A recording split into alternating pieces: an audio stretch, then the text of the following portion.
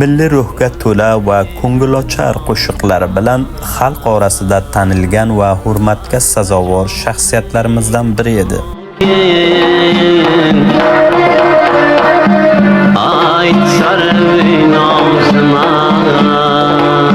O'zbek xalqining taniqli san'atchisi va Faryob viloyatining qishloqlarni rivojlantirish idorasining sobiq boshlig'i injener Muhammad Olim Murod kasallik tufayli Mazor-i Sharif shahrida olamdan o'tdi.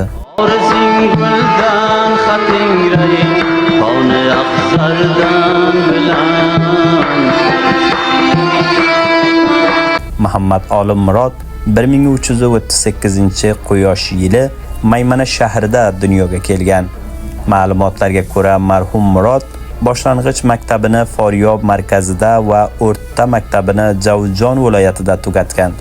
Keyin Kobil Politexnik bilim yurtiga o'qishga kirib, muhandislik bo'yicha tahsil olgan.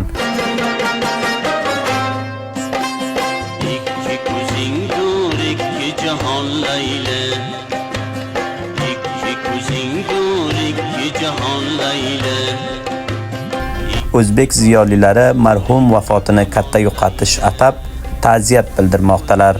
Marhumi turli xil faoliyatidan tashqari milliy ruhga to'la o'zbekcha go'zal qo'shiqlarini kuylab, kelajak avlodlar uchun abadiy xotira qoldirdi.